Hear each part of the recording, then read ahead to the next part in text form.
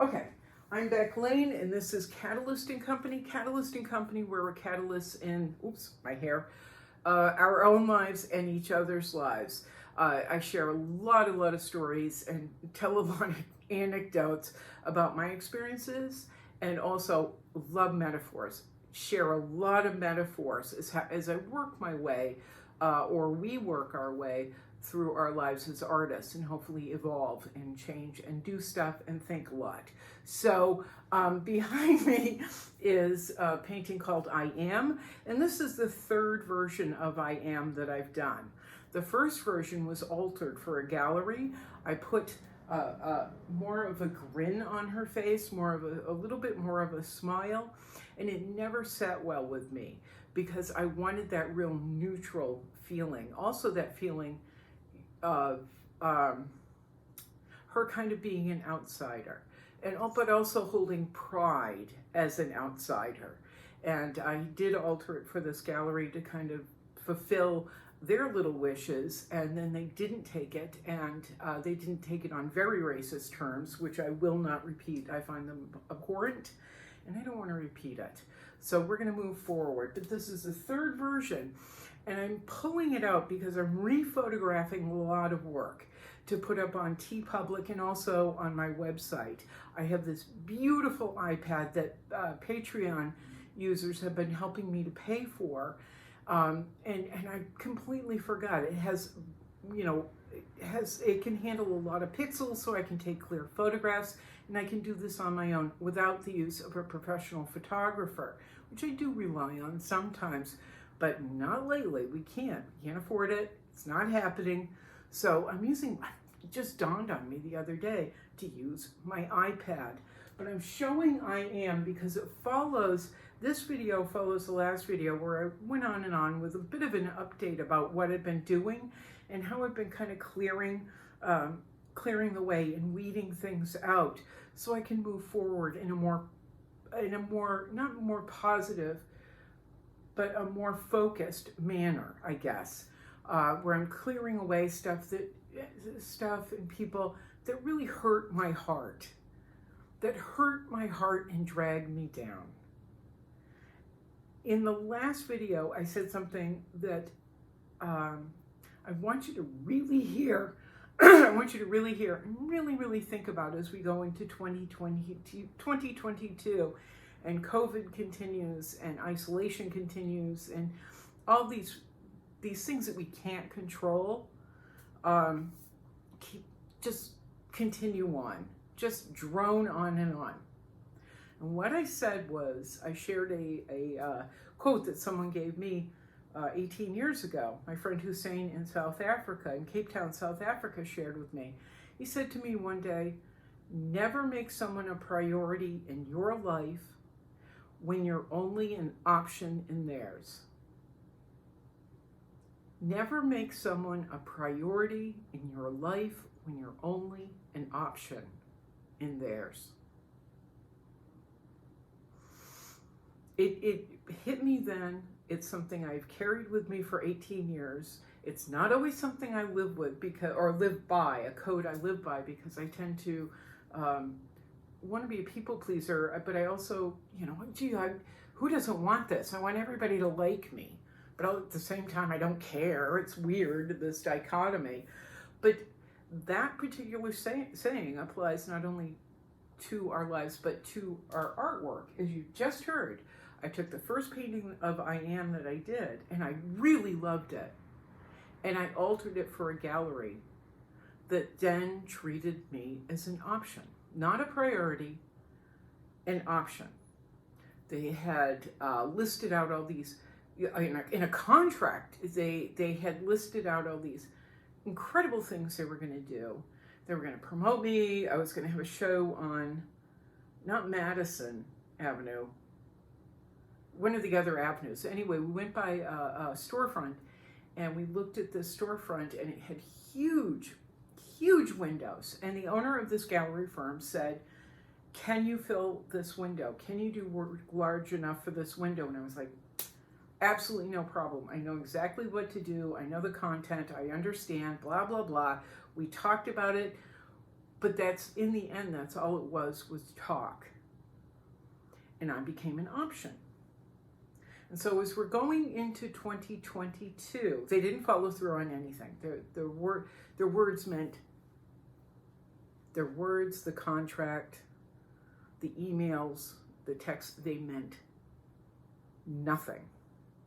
And so what I really want to do, especially at the beginning of this year, is start retraining myself to stop being an option in people's lives. I want to be the priority. I need to be treated as a priority, especially where my artwork comes in, because this is the purpose of my life. This is the reason I am here. And if I'm just an option, someone who can continually be put on the back burner, I'm not serving my work. I'm not serving my purpose. I'm not serving my artwork well, or the portfolio and the things I really want to do with it. But what I share on YouTube is pretty surface level about the goals that I have and the things that I want to do. And a number of people have asked me many times over the past, 9 years, what are your goals? Well, I've joked about them being lofty. I've kind of brushed it off, but I do have huge goals. But I'm never, ever, ever going to reach them if I treat myself or allow people to treat me, or my artwork, portfolio, or my life, and our interactions and relationships as an option. I was brought up that way. I was treated as an option as a kid, as an adult. I was trained to always put myself in a subservient option role, and we want to stop that. I take my work very seriously, and when we're in person,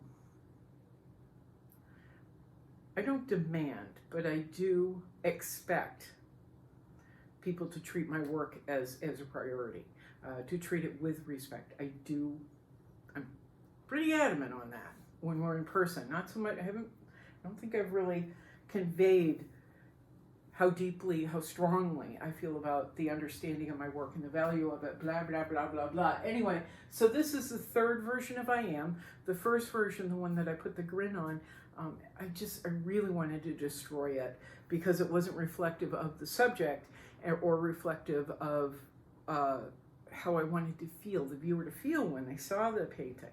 So, but my friend Andy, our friend Andy, the one that told me to be more, another saying I've shared with you, he said, don't, I'll take it. So it's in his studio, and I'm really proud of that. I'm proud that he feels so strongly about my work. So it's in Andy's studio.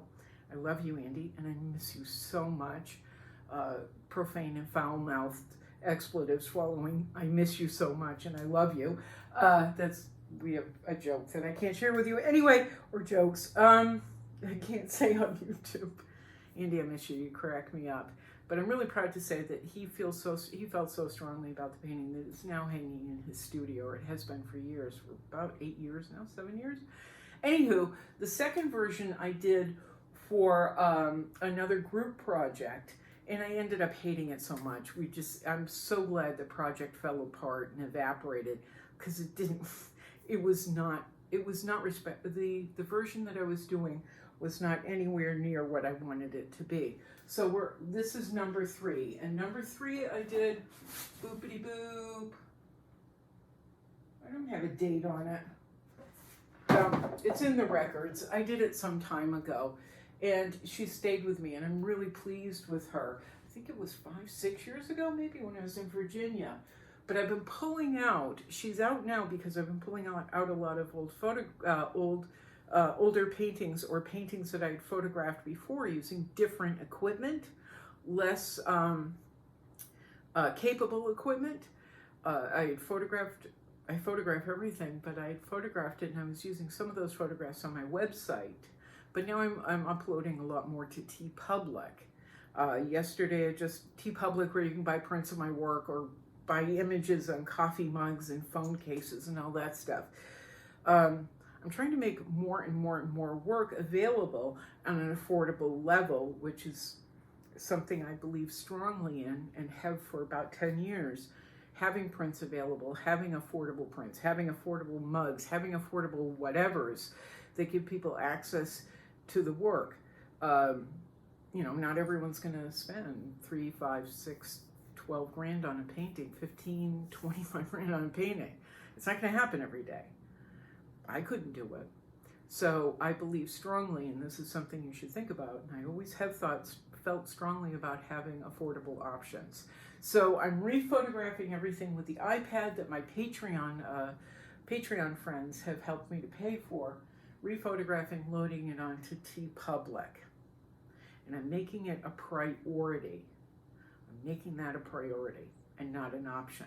So if you're wondering about the garden that I talked about, or all the gardening I talked about in the last video, I actually finished. It really looks like a team of landscapers went into the garden. And it's funny, I wish I could show you. We have this huge area. It's longer than the house, and it's all palm trees and, well, some palm trees. God, I found trees, I don't know what they are, and in these huge ferns, and I found like 3 different varieties of fern. I found fiddleheads. I found all kinds of stuff when I was clearing it out and trying to work out mentally and emotionally some issues that I've been having, pulling out all these dead things that were doing the garden and the majority of the plants absolutely no good.